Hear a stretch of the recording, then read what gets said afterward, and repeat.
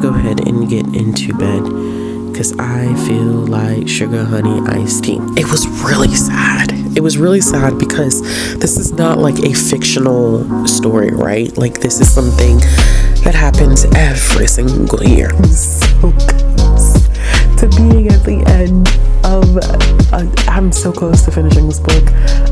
I actually may read some more of this book tonight because I just feel like I'm that close and I can taste the finish line of this. Hello, welcome to another vlog. That's a crazy way for me to start this vlog. I don't even have anything that I'm currently reading. Hello, welcome to another weekly vlog. Are we starting this vlog late? Yes, we are. It's Tuesday, but the reason why we're starting this vlog, y'all probably like, girl, you always got excuses. I don't always have excuses. Okay, I don't always have excuses. We're starting this weekly vlog late because I was sick. I started feeling off on Friday. And I knew it. I just knew it, like in the pit of myself. It's like, I feel off. Just feeling just yucky. Not great. And I definitely, what did I do? I came home and I felt disgusting by Friday night. I felt horrible. And so Friday, Saturday, Sunday, Monday, it is Tuesday. We're on day 5 and I'm just kind of coming over the hill. This is the first day where I'm not congested. I don't have a headache and I don't feel nasty. I'm thankful because I did have the flu last year and that was 10 times worse than what I felt now. But I'm still having a little bit of that nausea and I hate being nauseous. It was horrible when I was pregnant and I had morning sickness all the time. I was nauseous all the time. I freaking hate it. I hate it. I hate it. I hate the feeling of being nauseated. But anyway, we're here to do another weekly vlog. We are starting on a Tuesday because of the fact that I have been sick. And today was the first day that I had energy to do anything. So I did just film my January wrap up that's going up on Thursday. I had enough sense to film it ahead of time so I can edit tomorrow and it can go up on Thursday. Let's attempt to keep this energy going. We're going to attempt to keep this energy going. I didn't really have an idea of what I wanted to do for this vlog because I've been feeling so horrible. But I thought we could just see like, how many books can I read within the first 7 days of February?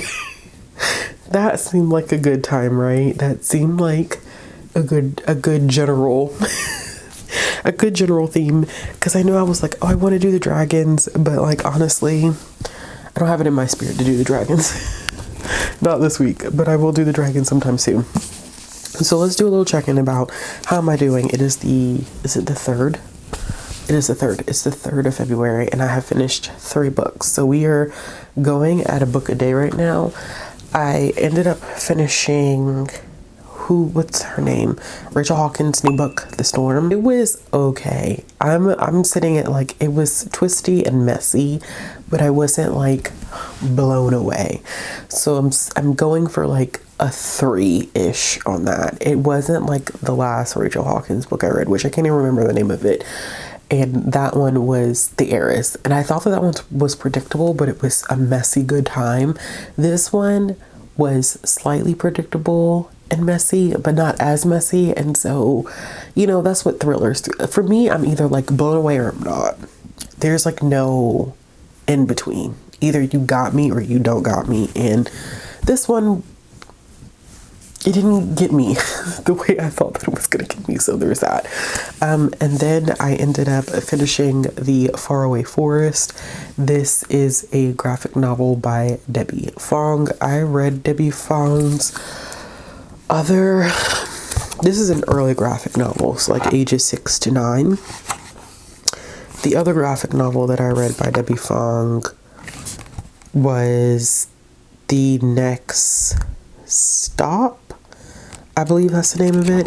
That one was a middle grade graphic novel and it was really, really good. This one was just really, really cute for kids who are just getting into the graphic novel phase of their life. And it's literally about what is he? I can't even remember what he is. He is a raccoon. That's what he is. I was like, what is he? He's a raccoon. This is, I think that's a dog. And they're just mail carriers. And you get to see the little community. There's not like complex themes or anything to it. It's just a cute, simple, short graphic novel, kind of 4-star-ish vibes. I like the art. It was really, really great. And then I ended up reading The Cuffing Game by Lila Lee. This one was good. I actually listened to it all day today because school was canceled yesterday and today because of the snowpocalypse here in the South. We're never prepared for snow. If you ever thought that being in the South meant that you were prepared for snow, I hate to break it to you, it's not a thing. We don't have the ability to do the things that our northern and Midwest friends can do when it comes to snow. So essentially we were just kind of SOL. And the roads the temperature would heat during the day, the snow would melt, but then the temperature would be below freezing. And like we were seeing like 18-degree weather. You don't get that very often, and so people panic. I went to the grocery store today and like nothing was there. All the eggs were gone, all the milk was gone, and I'm looking like, but why is the first thing that y'all go for eggs and milk? I just want clarification on why that. Like, aren't you supposed to go for non-perishables? Like, why eggs and milk? There was not any eggs nor milk in that grocery store, and I'm like, but why? So there's that. So we had a lot to do today. My kid had e-learning today. I had to do her hair. I had to, this just because I felt like somewhat of a human today. I had to get back on track.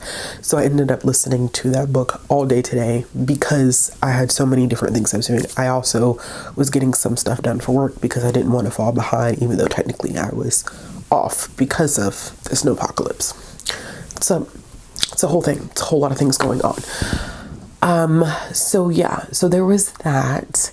And then essentially I started it, finished it, and I thought it was okay. I'm very confused because this has been marketed as a teen title, but our main character is a freshman in college and the love interest is a senior. I don't know, like, I guess I would give this to my upper teens, but I'm very confused. I'm like genuinely confused. Like, I'm pretty sure, like, I don't have my phone, but if I'm wrong, I will correct myself, but I'm pretty sure that this has been marketed as a teen title. So I'm confused at what we're aiming for here. I have a lot of feelings. There's another one that's coming out by Melissa De La Cruz called Sibylline or something like that has a very, from what I heard, sexually explicit scene at the end, and it's confusing on like who the intended audience is. And at this point, I think publishers are trying to make young adults something different than what it has been in the past, and nobody's saying anything, and it's driving me mad. But they're older, but it still works for a teen audience. I don't know, it's just confusing. The ages of the characters threw me, but we're following a main character. She's a freshman in college, film school, and she was planning to do this show, and it started to fail, and she knows this guy who's the hero, who's a senior, and she recruits him to help the show be more successful. The show to me feels like a play on Love Island, which is fascinating because they reference Love Island so much, but it functions literally just like Love Island. And but so that part of it, I was kind of like, there's so many parallels to Love Island that it didn't feel unique. However, the one thing that did make it stand out is where Love Island definitely is focused on very specific body types, very specific features, and very heteronormative relationships. This one was very different, and the audience and the queer relationships that occur in it, which I think I appreciated more. I thought it was cute. I just don't think it did anything necessarily like revolutionary. There were some really good conversations about family expectations in terms of like, especially coming from an immigrant family, what does that mean in terms of like what you choose for your career choice. I think that there is some interesting conversations about the different experiences that first gen and second gen kids have, like their proximity to the culture that they come from. Whereas like, for instance, I feel like my brother, we're both first gen, but I feel like my brother has a closer proximity to our Jamaican and English background than I do because of his proximity to that side of the family, whereas I have not been as exposed and I have not traveled as much as he's traveled. So I think that that's where things get a little different. I think that those were like genuinely just good conversations, but it wasn't anything necessarily mind-blowing. I think for Lila Lee, for me, anything that Lila has done that's teen or adult usually falls within 3 to 3.5 stars for me. It's never anything that makes me feel like, oh my gosh, like blown away. So there's that. What am I currently reading? I actually, in the midst of this weekend, have been reading a lot of The Sinner. This is a carryover from last month that I really was trying to finish last month. I thought I was going to be able to finish it by the end of the month, but I did not, in fact, finish it by the end of the month. And right now we are 545 pages in. We are going to finish this by the end of the week. We're going to finish this beast of a book by the end of the week because I need to be done with it. I don't think I'm going to finish this one by the end of the week. This is a carryover from last month too, but The Wind Weaver by Julie Johnson, I do need to get this done because this is not on my February reading plans, but it has now made its way to my February reading plans because I did not read as much of it as I wanted to last month. However, I did read a good bit when I was laying in the bed feeling like crap. So I am 234 pages in, which is not, yeah, it's not quite halfway. It's about maybe 10-15 pages away from it being halfway through. So we are going to see if we can make progress in this too. The goal is, I started, what is the book by Julie Murphy and Sierra Simone? I'm going to put the cover up here. I started that book on audio. I'm about 10% in. I don't have a lot of meetings this week. Thank goodness I don't have a lot of meetings this week. So hopefully I'm looking at possibly getting through an audiobook a day. That's going to be the goal. We're just going to see how many books can I finish within this first week. Right now we're sitting at 3. We're not worried about size, length of audio, whether it's physical, digital, I'm not playing those particular games. Don't care for it. The only thing that I will not count is picture books because that can get very out there. that can get really that can get obscene very, very quickly. So we're gonna see how much we can get done in a week. So now that I'm really, really into the full swing of reading, because I don't think I started my first book until we were about maybe 5 or 6 days into the year. Now that I feel like I've gotten my reading mojo back, we're gonna see how much, and not, how do I do this? We're not doing this in an unhealthy way, right? If I don't want to read, I'm not going to read. But I just want to see when I'm at my best, when my reading is in its best shape and form, how much do I get through an average week? Because I feel like I get that question a lot, like, how are you reading so much? And I always tell people, take into consideration the fact that I listen to audio, I read Kindlet, not that it minimalizes what I'm reading, but it does change how those numbers look. So we're gonna see. We're gonna answer those questions in this vlog, but I'm gonna go ahead. I have, technically, I know it doesn't look like it, but I just put this on and did all of this so that I can film that wrap up, but I literally have already showered and gotten ready for bed. I just need to take this makeup off of my face, which I haven't done my makeup for a video in a minute, unless I just happen to have makeup on when I'm filming. I've gotten used to not filming with makeup, but I kind of want to start doing that again because I quite like it. So I am going to get ready for bed. I don't think I'm going to read anything. It's 10:48. I have 3 days to make it through. Just 3 days. Three days. That's it. 3 days is all we're looking at now. We're gonna see if I can and I got all this lint in my locks, and I can't for the life of me figure out where this lint came from. It's just everywhere. It's all through my locks. Ugh, how aggravating. Anyway, I'll check in with y'all later. Bye. I looked around, searched every building and home that I found. I saw no shadow, but felt a glow.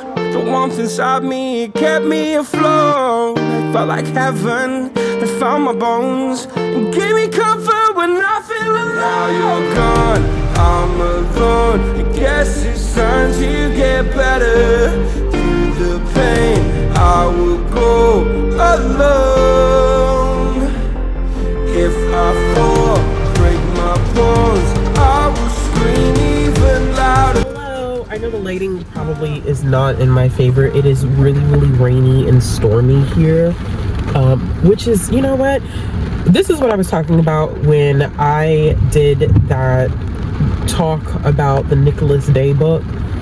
Because this weather, this climate shift is absolutely wild. We go from it being 19 degrees to it being 53 degrees and it's raining, and the temperature is only going to increase. I about had it. So I am finished for the day. That's it. I'm done. I'm headed to go get my kid, and then I'm headed home. I just wanted to check in really quick to say that I am about to hit the epilogue and the first epilogue, and I didn't realize there was a freaking second epilogue, I think, in The Sinner by Chantal, or Chantel. I don't know how to say her name, because I could see it as Chantal, I could see it as Chantel. It just depends on preference. I should probably look that up. But that has been a beast of an experience, and I think that at the end of the book, we just dibble-dabbled a little too much into conflict. Like, granted, I see where she was going with it, but it was like, oh my God, if anything else happens, like, can we just stop? I found it very interesting because I do think that Sin kind of eased up towards the end in terms of his treatment of Ellie. I thought that it was a very interesting shift. And I think that it just got to the point where he realized how much Ellie truly had been broken, and then he eased up. I still do not recommend this book I would not ever openly recommend this book, right? Like, unless someone was specifically asking me for the elements and the dynamics that were in this book, that is the only chance that I would even remotely recommend this book. Outside of that, it's just not one that I would be like, hey, I think you should read this book. This is a book that I put on a book list, just because the nature of the content is just so intense. It's so intense, and so there's that. I have not had any opportunity. I didn't tell y'all that I was reading Mistborn. And I've been listening to it on audio, but my audio copy is going to return because I got it on Libby. It's going to return on Friday. So I'm going to listen to as much of it as I can before Friday, and then I think I'm just going to read it physically and try to knock that out within the next week or so I can go ahead and start the second book in that series. And I have, which I think is The Well of Ascension, and I already have the audiobook for that one because it was available. Surprise, surprise. I was actually very shocked that it was surprised. I was very surprised that it was available. One of my 26 and 26 books was the Mistborn trilogy, to go ahead, because I have a coworker and I are supposed to be making our way through The Way of Kings, but we both agreed literally on the phone last night that we were going to read Mistborn first. So that kind of worked out in my favor. Other things I'm reading, I don't know. I have the Julie Murphy and Sierra Simone book, but I was super busy today and I did not get to read the way that I wanted to read, which does happen. I didn't get to listen to my audiobook, I should say. The only reason why I made it through so much of the Sinner is because I read during my lunch break. But outside of that, I haven't done anything. So I have to edit tonight. I was gonna go ahead and record my video for my Herkit update, which is going to go up next week, probably next Tuesday, but I may just focus on editing tonight and then we'll go from there. So I will check in later.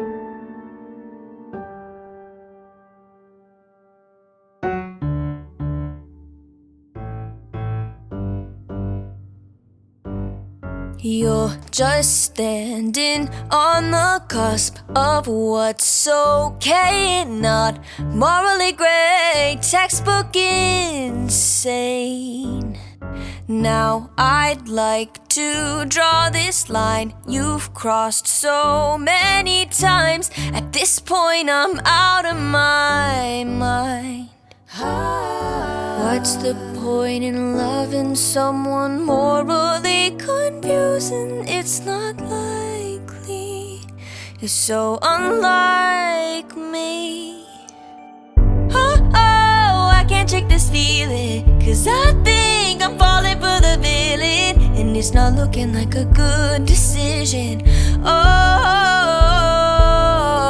and I try so hard to understand this. Hello, I am sick again, and I'm so confused about how and why. I am, see if I can fix that a little bit. There we go. I felt like it was a little crooked.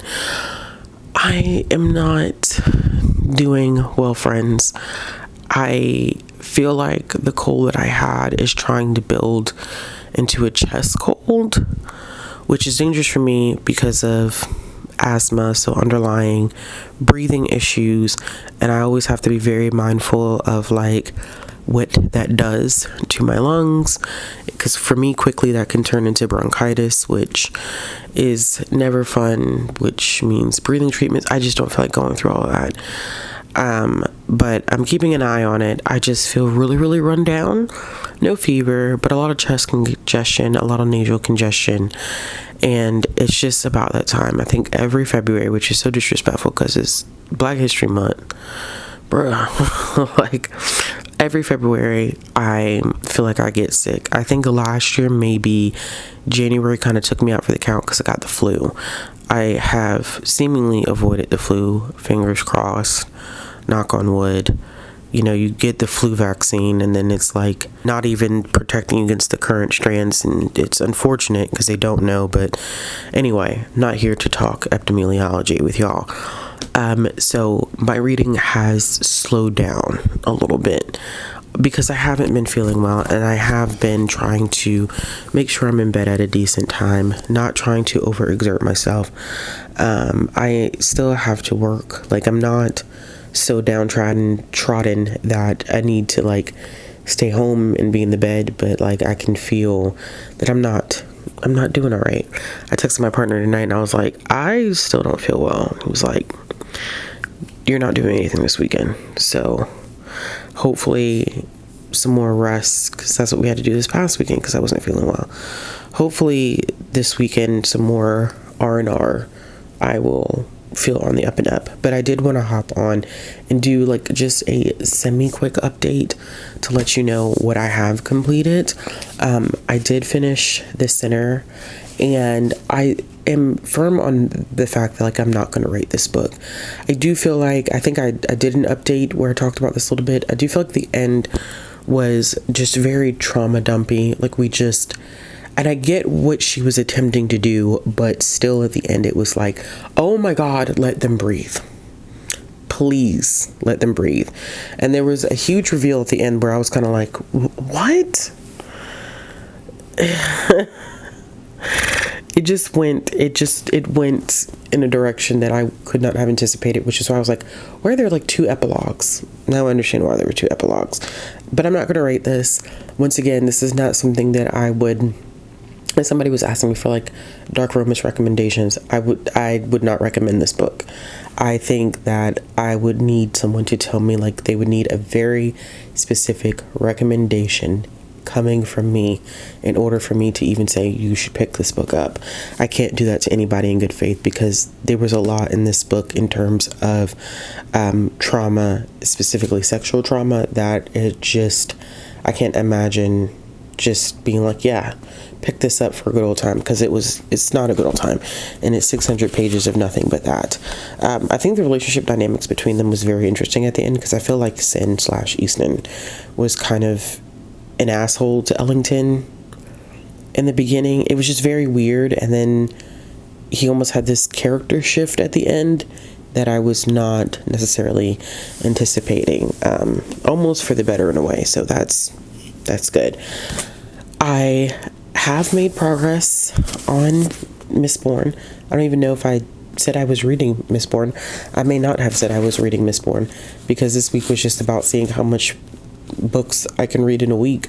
And so I did start a reread of Mistborn. It was on my 26 and 26 list, because I've already read this book, but I haven't finished a trilogy. Or maybe I did, because I said that I did talk about this, because I was talking about how I'm supposed to be reading The Way of Kings with someone at work, and we agreed correct order would be to read Mistborn first, the first story arc, the first whatever it's called. My brain is very, very foggy. It's not functioning, but I'm almost 300 pages into it, and I'm remembering why I did like this book. It's very heist feeling, and I like that aspect of it. I do like that feeling about it. We're following two characters, Kelsier, Vin.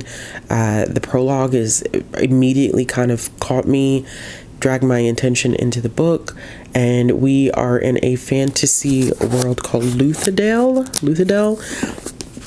I open up to check, but I'm pretty sure that's what it is. And we have a Lord Ruler, and he's basically separated Ska, which are people who are considered bottom tier in terms of like societal standings, nobles, and they are treated poorly. They're forced to work in the most deplorable situations. They are abused, mistreated, and Kelsier is like, we're going to overthrow this. We're going to take down the Lord Ruler, and he has this gang of different mistings who have the ability to use allomancy to enhance certain abilities.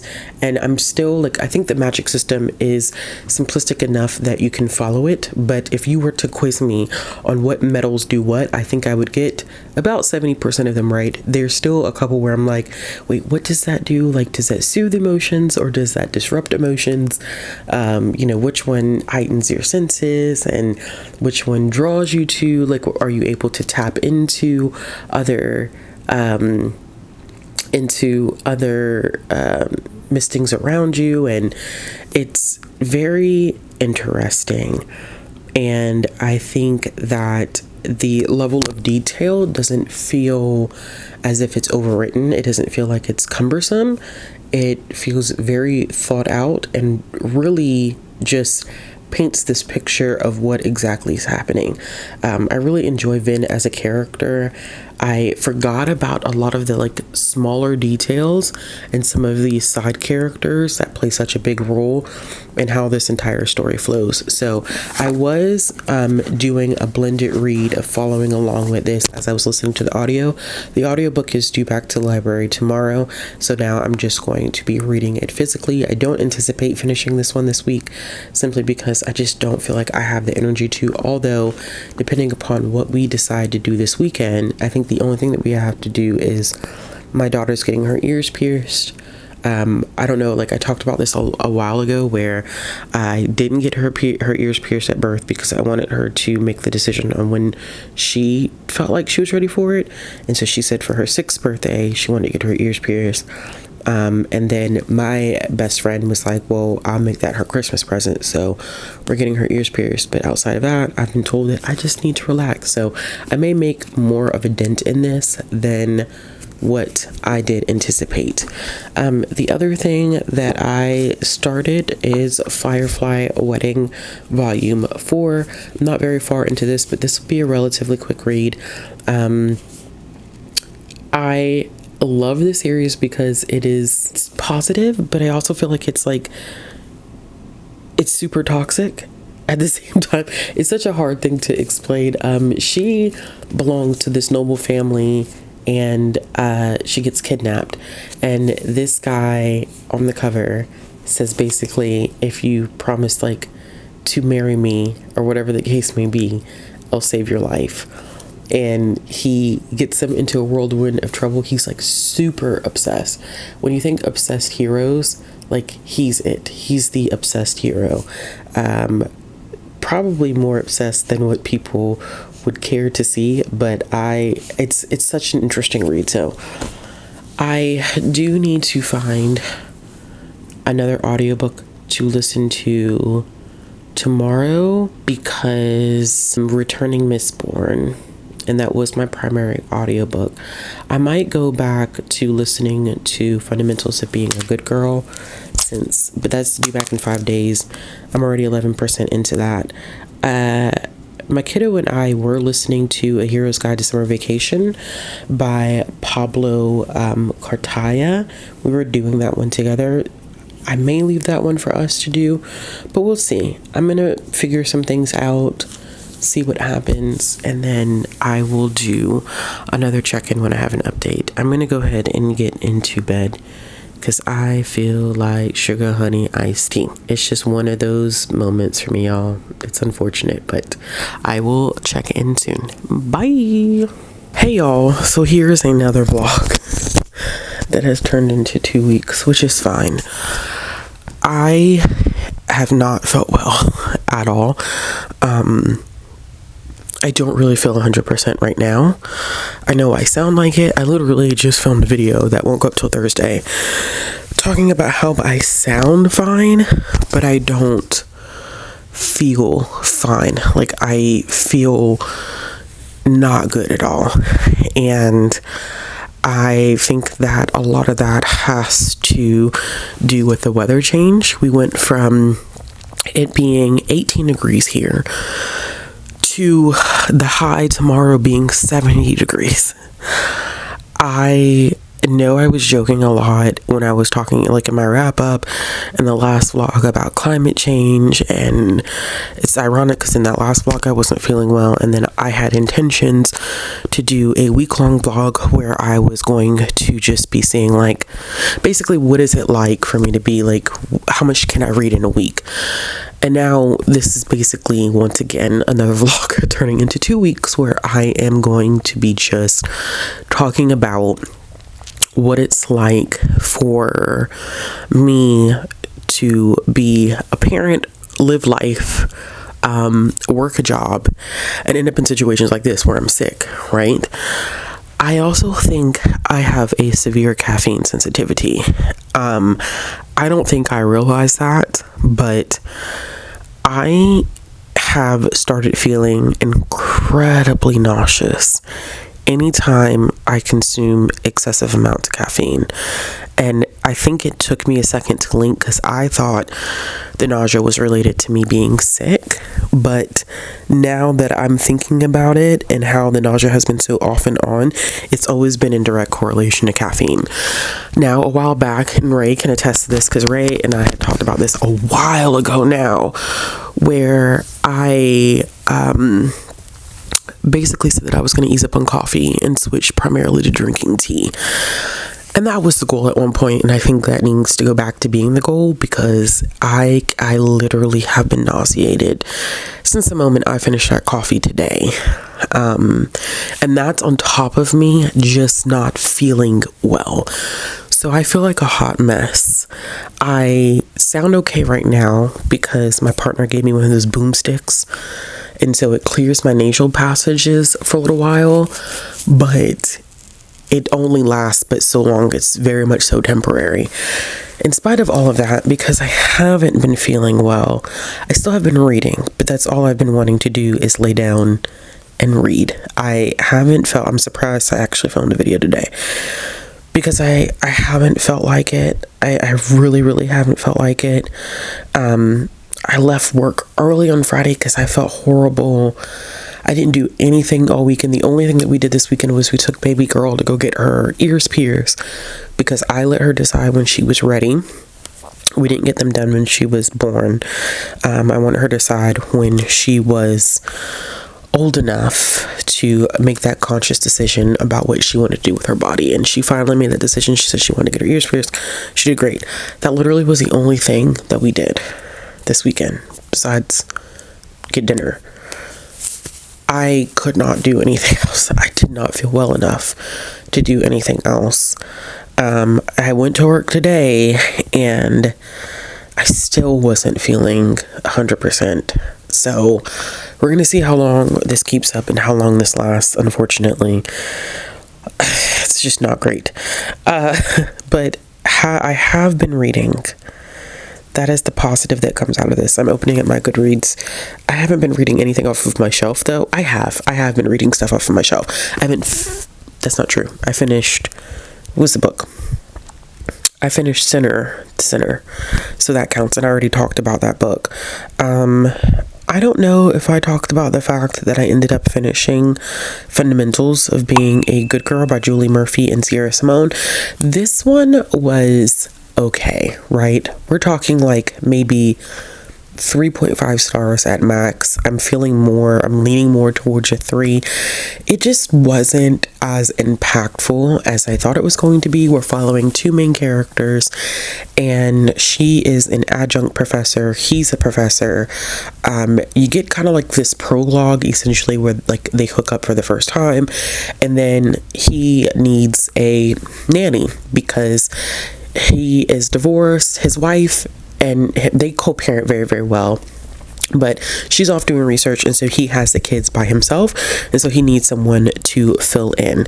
So when they make the connection, it's like, oh my gosh, like we already slept together, we both teach at the same university, and you got hired by this agency to be my nanny. Like, there's supposed to be this boundary. Of course there's not boundaries, and so we're following it. It's dual perspective. I think the main issues that I had with it was that I really liked Maddie as a character. I think that her backstory was very interesting, and I did not know that her brother is a character in another book that Sierra Simone and Julie Murphy had done together.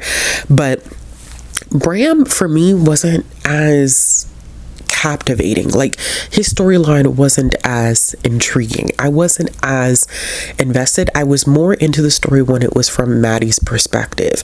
Bram was just kind of dry and boring. And yes, I think that his story was worth telling, but it didn't capture me as much as her story and her background and her prior relationship. And she's trying to figure out her identity. She's running she was dating someone who was into politics, and that relationship didn't work, and so we're kind of navigating like the after effects of that, and her interest in politics and being a plus size woman, you know, as a professor, just in the political arena, just what it's like to be in her body.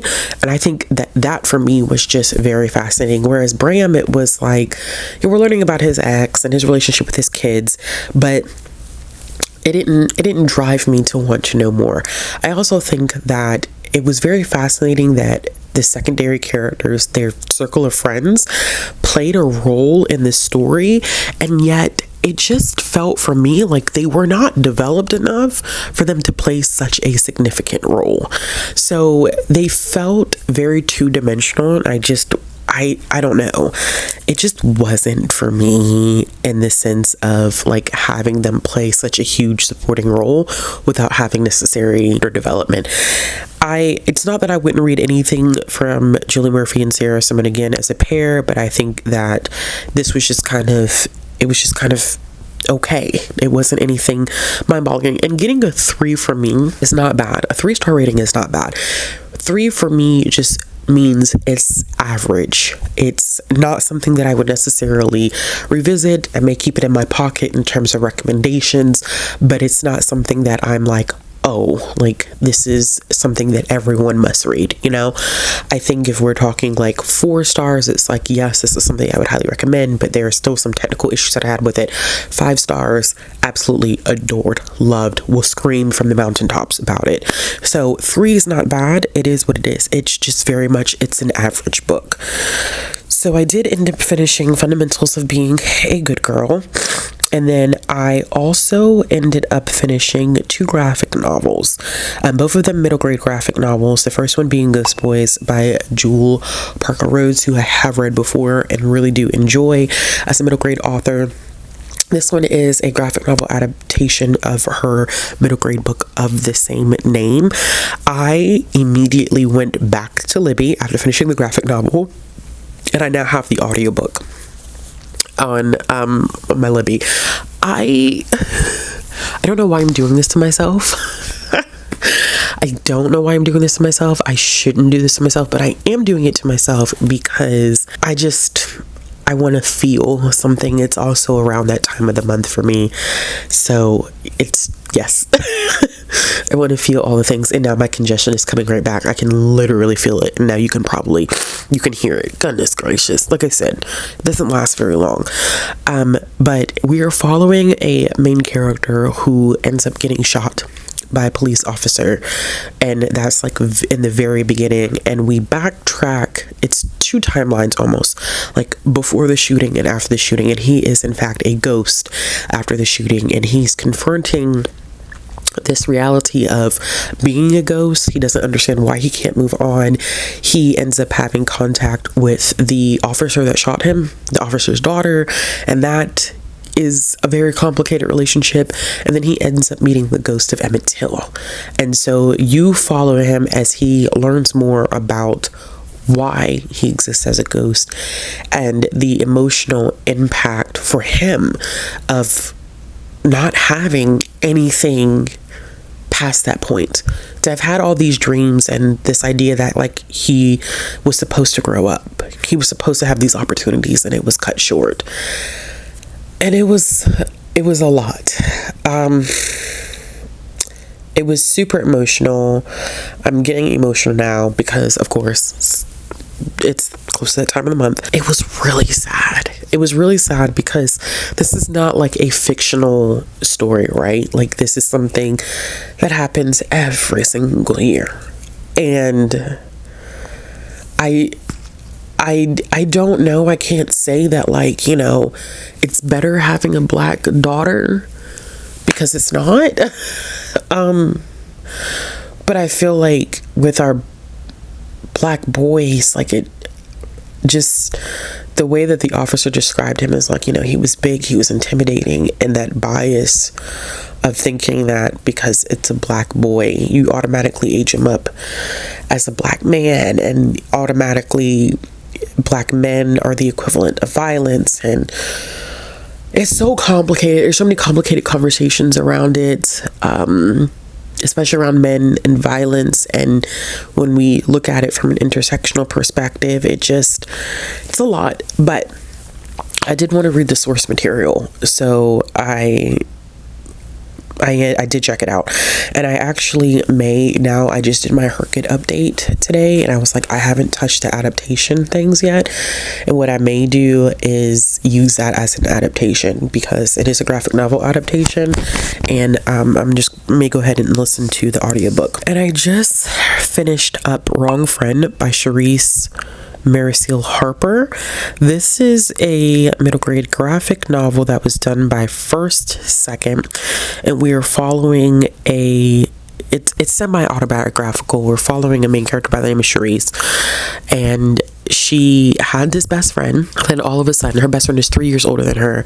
Her best friend ends up going to high school, and then her best friend's like, yeah, we can't, like, and actually doesn't even tell her we can't be friends anymore, just literally just stops talking to her. And she's like, I'm confused, like, what happened? Like, I didn't know that that's something that best friends do, where they just stop talking to each other. And so she's spending this time now trying to figure out how to make new friends, and just very complicated feelings around, like, what does it mean to have a best friend? Like, what does a best friend look like? And maybe, like, the friendship that she had with Casey, maybe that's something that just literally can't be replicated. I did like this one. I have a friend's daughter who's going through the same changes, like, so I just thought that this was perfect. Like, the two of us just had a conversation about the fact that that transition period between middle school and high school, and just middle school in general, is already hard, but I think too that transition from middle school to high school is even more complicated, because when I think about here, like in the US, how, like, you'll have middle schools feed into one high school, friendship dynamics change as kids get involved in, like, after school activities, whether that's like sports related, arts related, you know, academic related friendships that existed in elementary school and maybe even the beginning of middle school cease to exist.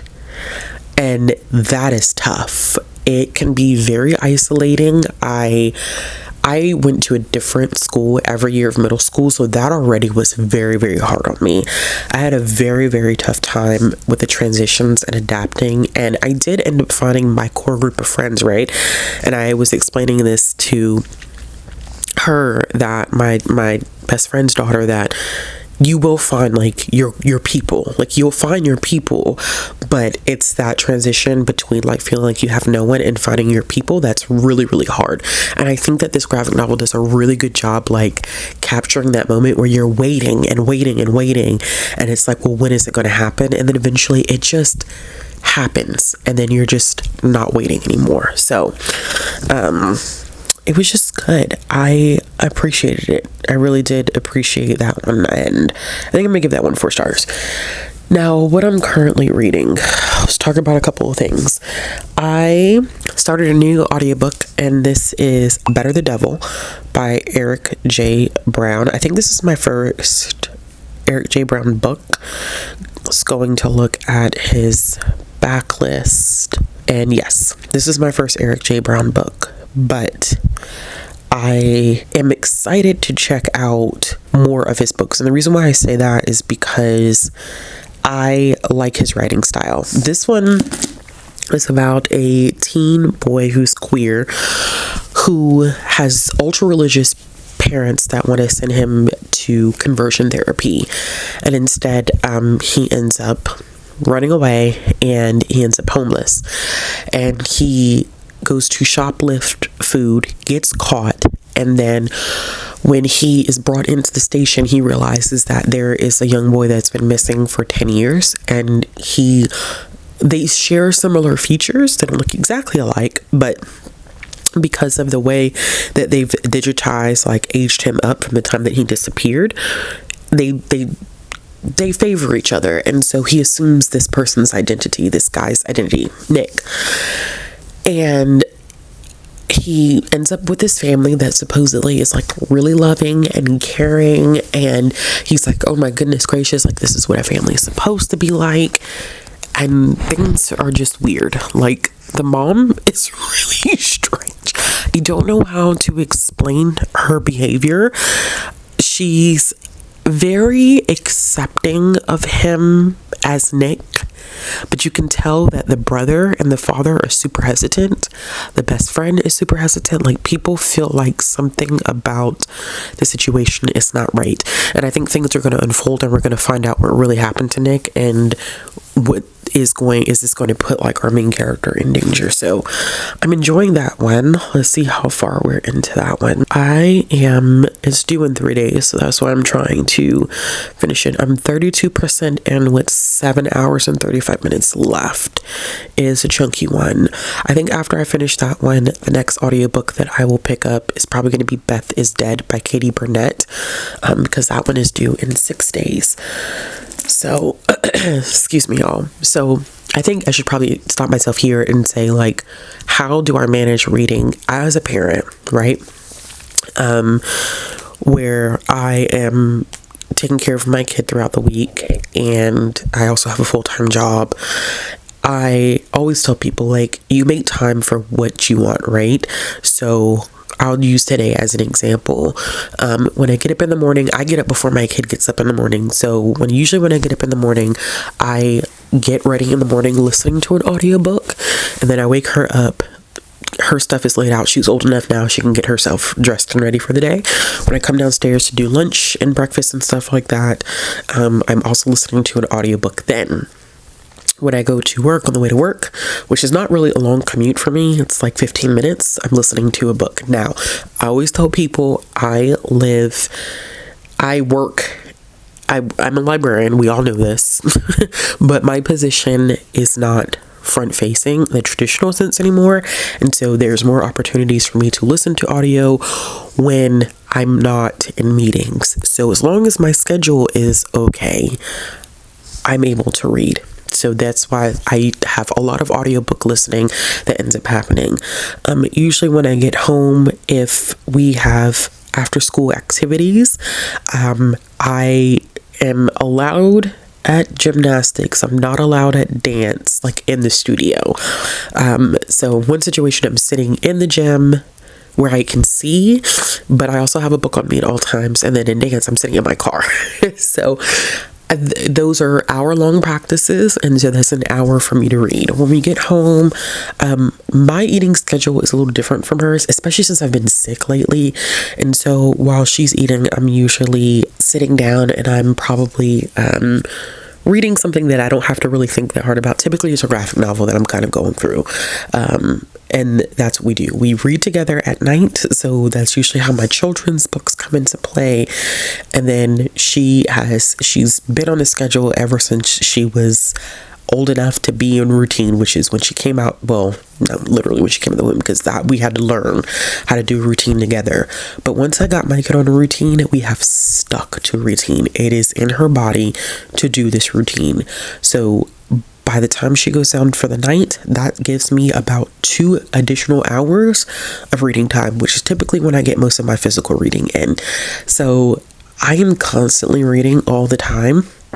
And I fit it into pockets. I think there's this idea that if you read a lot, you have a family, you work full time, you can't read as much. And that's not true. Do I get to read all the time? No, I don't. There's limitations. There are, like I said, there's activities, there's things that we do on the weekends.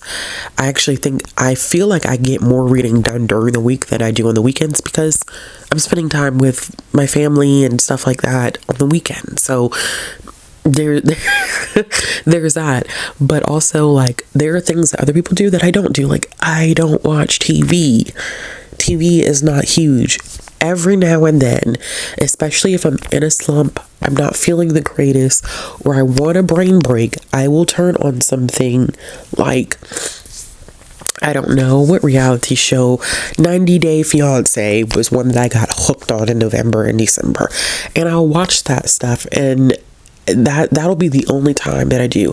There's nothing that I consistently keep up with that I can speak to in terms of like television shows and stuff like that. So it's just very interesting, I think, because people ask like, oh, you don't spend time with your family, like you don't have friends, and I'm like, it's not.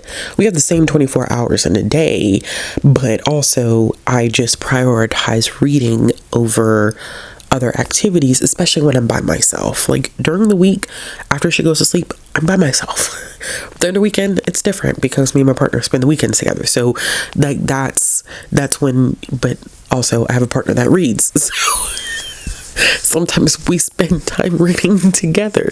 So it all depends. But I just wanted to say that. Okay, back to the physical things I'm reading. Sorry. I am still slowly making my way through The Wind Weaver. This is a slow-paced book.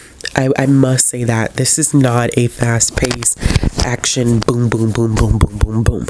At least not in this first installment. I feel like there's a lot of world building, a lot of character development, a lot of setting things up in this book, and so I can understand why people have pacing issues with this book. Me in particular, I don't know. I think typically I would find it annoying, but I'm also taking my time with the book, so I don't know. Does it feel like I've been reading this book for forever? Yes, but I'm also just picking it up when I feel like picking it up, reading it as I feel like reading it. It will get finished before the month is over with. Like, that much we do know. And it is a chunker of a book. Like, it's 500 pages. I'm on page 365. I really don't have that much left below the bookmark. I've read most of this book already, but it's slower paced. It's not all the rage and hoopla happening, and I think that that's primarily people's issue with this book. But surprisingly, I'm not finding it as problematic. Right now, I was probably sitting at a 3.5, which once again is not bad, but we've entered a new part of the story that is closely linked to her powers, and I'm interested to see like where it's going to go. So we have that one I'm reading physically. I did not bring my copy of Mistborn down here. I haven't picked up Mistborn since Thursday, I think, of last week. It's fine. We will get some some reading of Mistborn in. My partner and I are starting our next buddy read, and we are reading Her Soul to Take by Harley LaRue. We are supposed to be reading the first 2 chapters tonight, which is only about 20 pages, but he's excited for this one. I've read Harley LaRue before. I trust them as a writer, so I think this is going to be interesting. So that I don't know, because I say we won't finish that before the end of the month, but the way that we read, who knows? Who knows whether we will or not finish that. I'm still interested, and I'm still in a fantasy romance mood, to be honest with you, and I wanted to get in another book from my physical TBR, because I've been reading a lot from the library again, which is nothing wrong with that. There's nothing wrong with that. And I primarily am reading new releases from the library. So I wanted to get to some of my backlist stuff that I had on my shelf. And honestly, I haven't been in this world in a hot minute. I actually haven't read the first book in a long time. I read the first book when it was still indie published, and that was That Time I Got Drunk and Saved a Demon by Kimberly Lemming. And I want to read the next one, which is That Time I Got Drunk and Needed a Love Potion at a Werewolf. So I do want to pick this one up. It's not long at all. It's a little, I don't even think it's 250 pages. It's not even 250 pages. So this would be a shorter read than anything else that I'm currently working on. And then I haven't even taken this out. As a matter of fact, we're gonna switch over one more time. Okay, so I have a small book haul. I know this sit down is like, girl, it's so much. It is a lot. I know, it's a lot. I got my January fairy loot. Excuse me, y'all. I'm so sorry that all of this build up. I got 2 copies of this book because one of them got lost, and then it randomly popped up the same day that this one popped up, and Fairy Loot gave me a replacement. So I'm gonna sell the additional copy. I just won't take it out of the what's it called, the wrap that it comes in. But the January pick was The Swan's Daughter by Roshani Chotz. This I've heard good things about. This is not my favorite of Fairy Loot's designs, right? The all white, or more like off-white cream color, and then this is not the best that I've seen them do. I think that the naked hardcover is very pretty.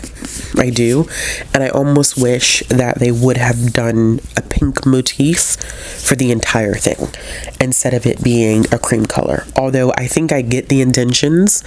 I'm not the biggest fan. That's the end papers, but I do think, like, see, like that pink and bluish color, like that's a nice motif. And the original cover, because this is a reversible dust jacket, is really, really nice. So I don't know, friends. I don't know. But I've seen really, really good reviews about this one. I don't know what I'm talking about. We shall see. But I've seen really, really good reviews about this one. So we'll see when I have the audio on hold for that one. I got my Crate version of Violet Thistleweight Is Not a Villain Anymore. I haven't even unwrapped this and do all this. I haven't even unwrapped this one yet. I got this one because I don't think I can say that, so I'm not going to say it. I hate to do that. Yes, I have reasons for why I got this one. I have lots of reasons for why I got this one. And it is signed. I think this is one of Owl Crate's better designs, right? Like, this is the naked hardcover, and it's absolutely gorgeous. These are the end papers. This is one that I saw that Owl Crate did, and I was like, oh, this is nice. This is really, really nice. Now, this is a cozy fantasy, and I've heard pretty decent things about this one as well. So I am excited to pick that one up. I also have been hearing a lot about this book. Well, the next 2 books on top of this one. Well, actually 4. There's 4 books that I've been hearing a lot about. This one I got secondhand off of eBay for $14 because I bargain shop for books, you know? I try not to pay, I mean, yes, support the author, but also at the same time, sometimes it's difficult to, especially for a book I don't know if I'm gonna like it or not. And this one has just a little bit of damage to it, but it's okay. I'm not upset about it. But I got Anathema by Carrie Lake. And this is the deluxe version. I've heard very, very good things about this one, so I went ahead and picked that one up as well. And then, of course, because I have to be like everyone else, I got the first two books in, I forget what's in the Game Changer series. So I got Game Changer and Heated Rivalry. So I will be picking these up soon. I have not seen the TV show yet. I don't want to see the TV show until I read the books, because I'm just weird like that. I only got the first two because if I don't like it, at least I only got the first two. I was not going to get all of them. At work today, we got the opportunity to go to the bookstore, and it was part of some staff stuff, and we got to pick out books, and they were paid for us. So I ended up getting three things. I got The Will of the Many by James, is it Islington or Islington? Somebody tell me in the comments below. I've heard very, very good things about this one. Everyone that I know that has read this book has raved about this book. And I know the second one just came out. It is a thick one. She's thick. When I tell you she's thick, thick. Let's see how long she is. 684 pages. Although it's crazy because it's 684 pages, but it looks like it's a little bit longer than that. So I ended up getting that one. I got Storm, Dawn of Goddess by Tiffany D. Jackson. This is one of her books that I have not read. And then I also got Feathers So Vicious by Liv Xander, which is the first book in the Court of Raven's duology. I wanted some dark fantasy. I don't want to say I'm becoming consumed by the darker things, but there's a whole thing about that. But I have heard about this one, and so I was like, okay, well, I'll go ahead and pick that one up as well. And then I have two arcs that were sent to me, which is A Treason of Magic by Melissa Marr. This one does not come out. When does this one come out? Not until June 23rd is when this one comes out. Now, I feel like I've read Melissa Marr before. This is the same author as the Wicked Lovely series, and I believe that this is a fantasy, not a romantasy, but just a straight fantasy, historical fantasy, if I'm not mistaken. And then Bloomsbury sent me this book, which is Where You'll Find Us. This is a book about a trans teen who finds a home where queer kids from all different decades have found refuge from hatred and from time. I think this one's gonna hurt my feelings, but I am excited to pick this one up as well. And this one comes out June 26th. So speaking of arcs, also, I have a couple of arcs that I do need to pick up, and I've already started one. When I tell you my reading's all over the place, and this check-in has been like 30 minutes, which I think is absolutely insane, but I did start. Simon & Schuster sends all of their arcs. Well, for me, I don't have a preference. I know some people like physical arcs, but to be honest with you, my space is becoming limited, which also I think, so Valentine's Day weekend, I'm going to be kid-free this weekend, which that's a rarity for me. And my partner doesn't know it yet, but we're about to put a bookshelf in my room. He will find out on Friday. That's what I'll tell him. But we're gonna put a bookshelf in my room because I need a little bit more space. And this is why I don't have a preference for physical arcs, because it just becomes chaos. I just don't have the space for it. So I don't mind all of my arcs being digital from Simon & Schuster. So there's one that's coming out on the 17th that I'm trying to finish before the 17th, and that is Ungodly Chaos by Selma Soar. I am almost 10% into this one. This is a YA fantasy based off of Egyptian mythology, and we are following a main character, Amira, who has had a recent breakup with her ex, and she finds out that he is a descendant of one of the Egyptian gods. He's a demigod, and she accidentally ends up in their world, and I'm not too sure where it's going, because I'm only like I said, I'm only 10% into it. I'm not sure where the story is going to go from there, but I do like the writing. I'm trying to figure out Amira as a character, but that one does come out on the 17th, so I'm going to try to get to that one. I also have 2 other young adult books that are coming out on the 24th, and so I'm trying to figure out how I want to do my physical reads, because I feel like I hop around so much and sometimes that can be kind of confusing on me, but we're going to figure it out. I think tonight the main goal for right now is that I'm going to read those 2 chapters in our buddy read. That's my priority.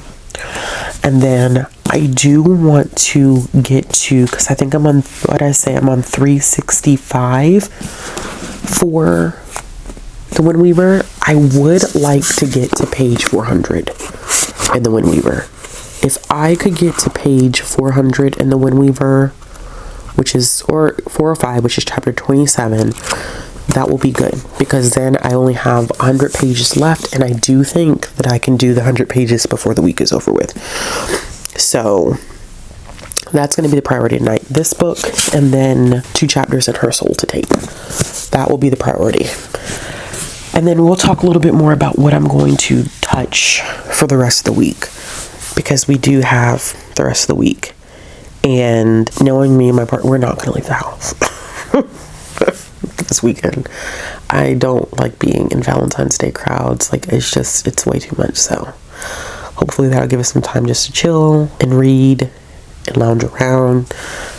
A weekend of relaxation is what we need. So I will check in later. Hello. Okay, so we have this fuzzy mic thing, because that's all the rage, is to have the fuzzy mics.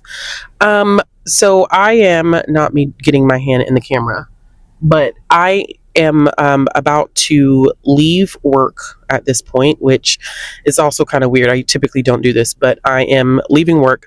I just want to do a quick update, because I'm going to run really quick and go get food. I did cook, but I am craving kava, so I'm going to run really quick before I get my kid and go get kava. But I wanted to let you all know that I did finish the current thriller that I was listening to by, oh gosh, I'm just forgetting everything right now.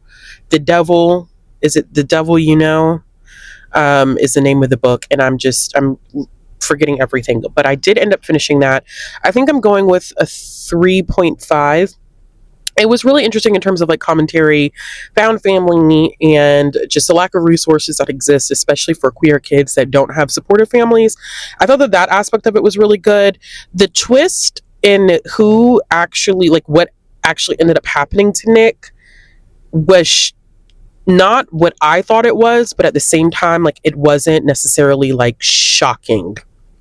So, and then it felt like it just extended for too long. Like, it just went on and on and on too long.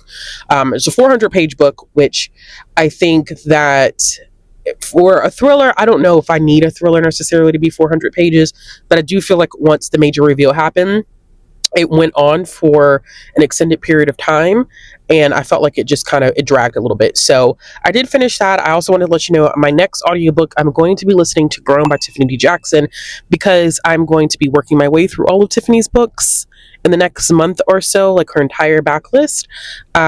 So yeah, this is going to be fun, interesting, whatever. We we shall see how this is going to go. So I thought I would start with Grown because it was the audiobook that was available through my library. I'm going to listen to that as I head to go pick up this food and then go pick up my kid. And then at some point tonight, I have patron sprints, and I will update you to let you know where I'm checking in, what I'm reading, because I also did make progress on The Wind Weaver and a little bit of Mistborn last night. So we have a couple of things that we need to talk about. I'm really feeling the reading vibes here as far as like me and my pacing of reading right now. It feels really good. I think just in comparison to how it's previously been, I know I keep talking about that, but goodness gracious, I don't think I've been in a slump that bad ever. So it's left quite an impression.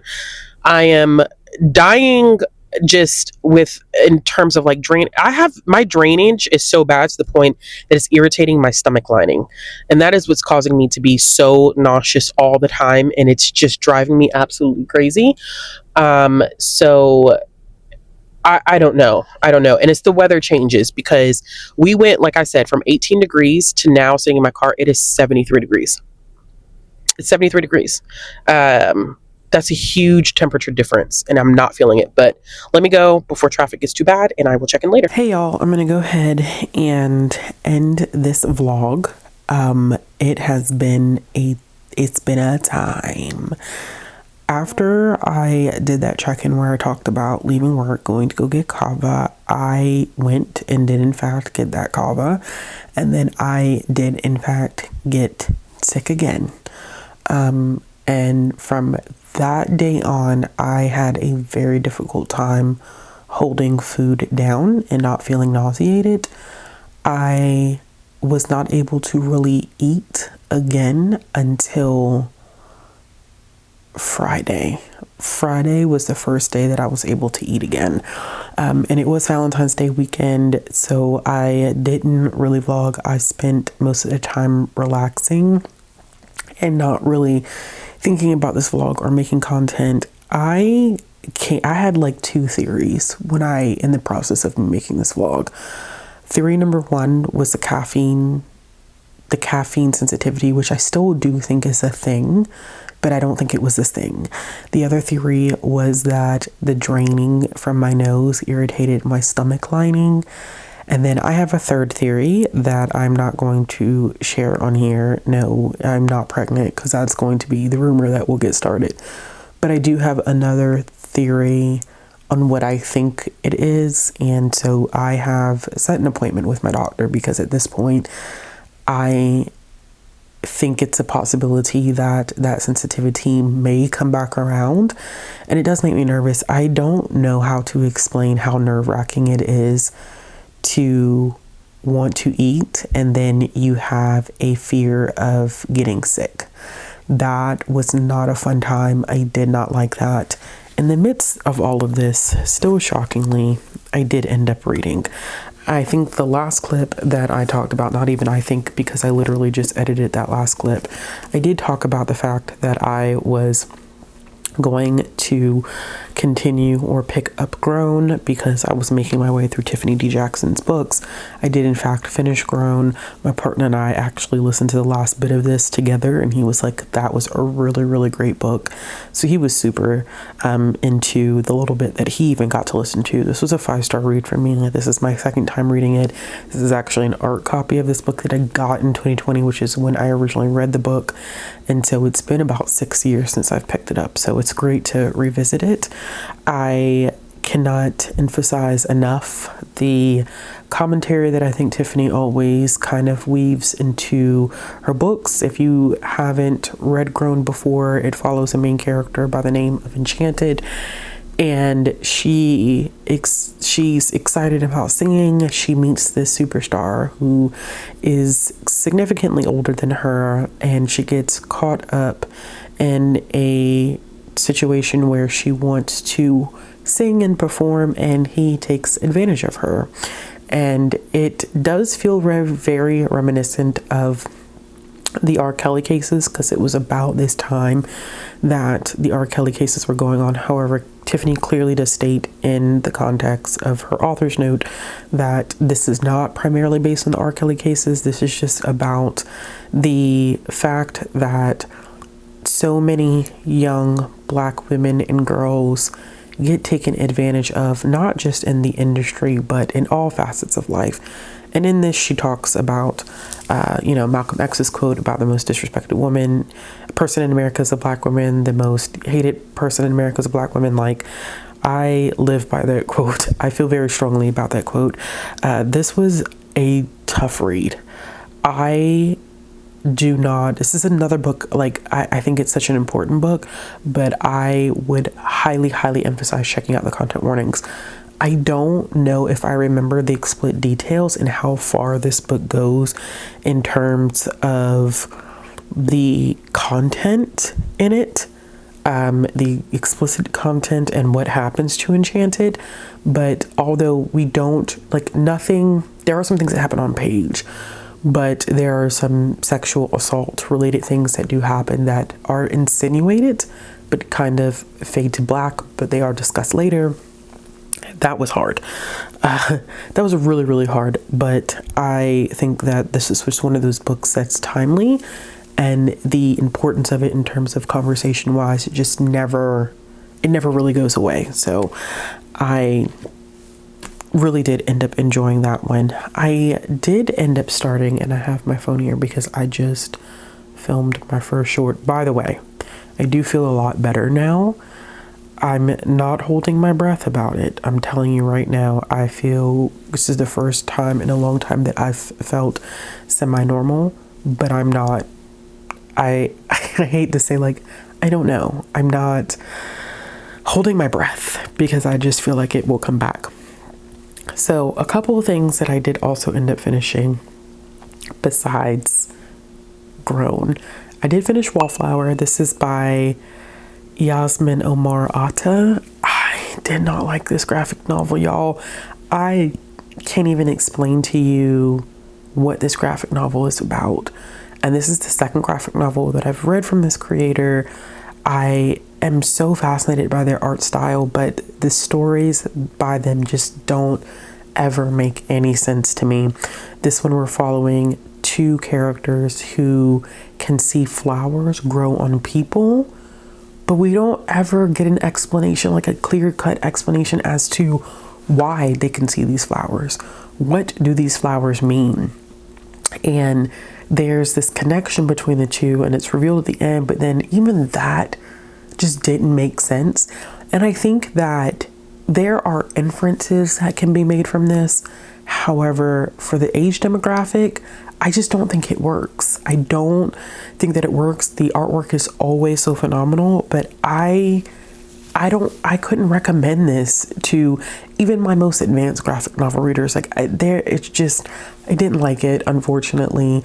And I think that at this point, I just need to stop specifically checking out work from this creator, because I just don't think that the two of us vibe, and I don't want to continuously rate their work low.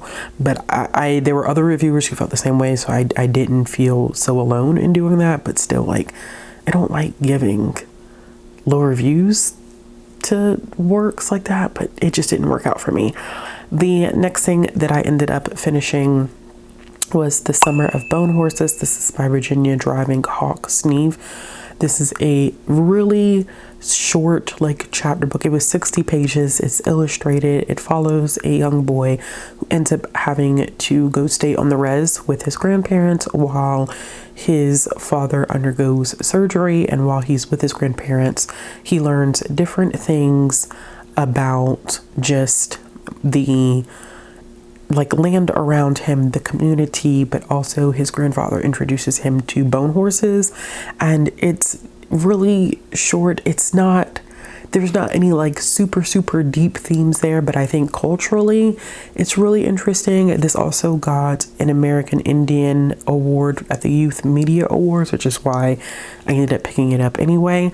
But I think the introduction to, like, what are bone horses, and what is it like to not live on a reservation and then go into the reservation and seeing, like, what that experience is like, and how do you learn more about your cultural background, and what does it mean for people who live in that community. It was fascinating. I did end up liking it. I think this is just going to be a one-off, but I wish that it would be a continuous series, because I think it's worth it being one of those chapter book series that has multiple volumes, so there's some variety to give to kids. Like, there are a lot of popular chapter book series out there, but they're not always the most diverse things, and I think that this one has so much potential, and yet I think that it's going to be a one-off. I don't think we're going to get more of that. I also started 2 things. So I have 3 physical updates, and then 3 things that, well, one of them I have that's physical, but I'm not going to rush to go get it. It's over there. I'm just not going to get up and go get it. But I also started another graphic novel, which was Lost at Windy River, a true story of survival by Trina Rathgeber. I believe that's how you say their last name. This is a true story about this woman's, she survived in it's a colder part of Canada, and she gets lost because they are training their dogs that pull the sleds. They end up caught in the midst of a storm, and she gets lost, and it's her survival story. Now, what I didn't realize is that her story was actually popularized by someone else, which is weird, because it's like, how could you have possibly known anything about her story, especially because you never communicated with her? And so this is the opportunity for her to tell her story, but it is a relative of hers that got permission to assist in telling the story, the graphic novel format. So I started reading that one. I do plan on finishing that one this week, but I just want to let you know that I did end up starting it.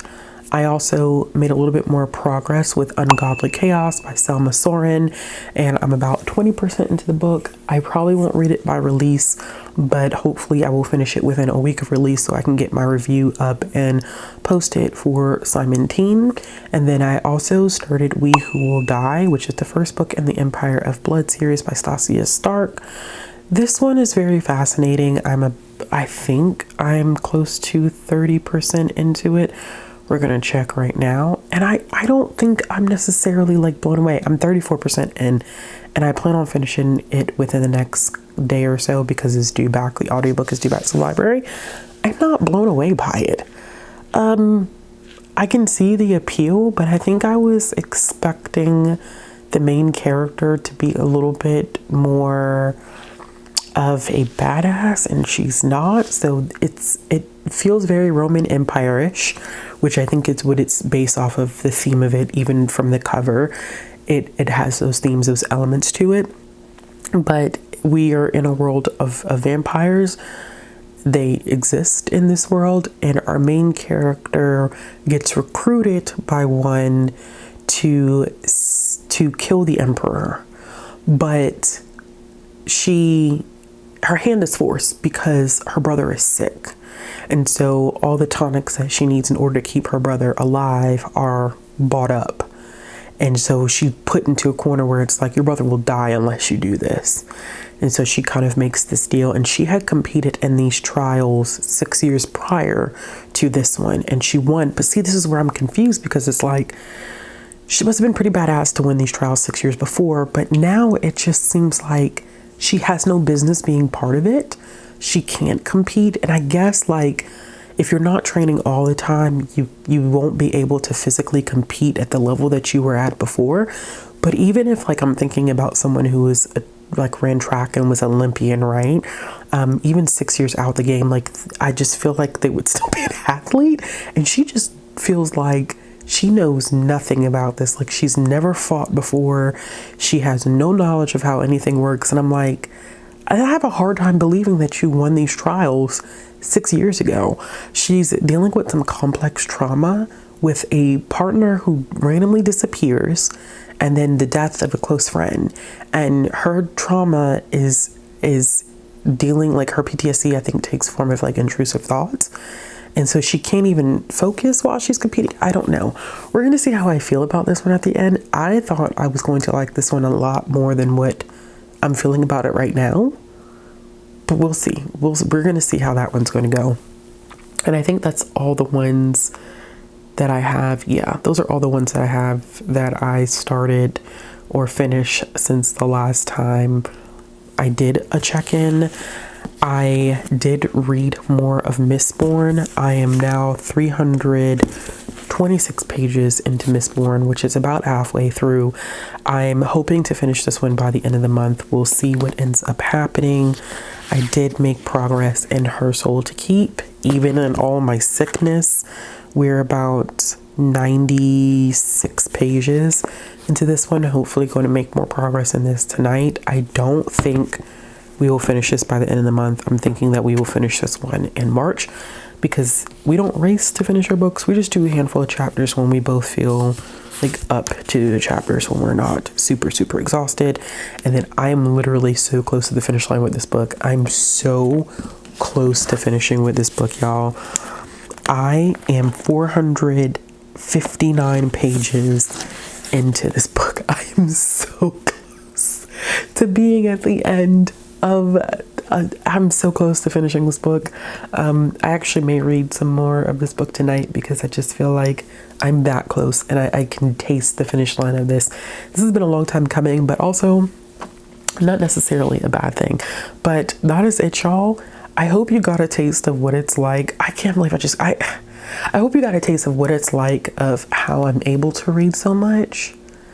But also, like, the fact that I've been so sick in February is kind of mind-blowing. Like, literally have been sick for half of February.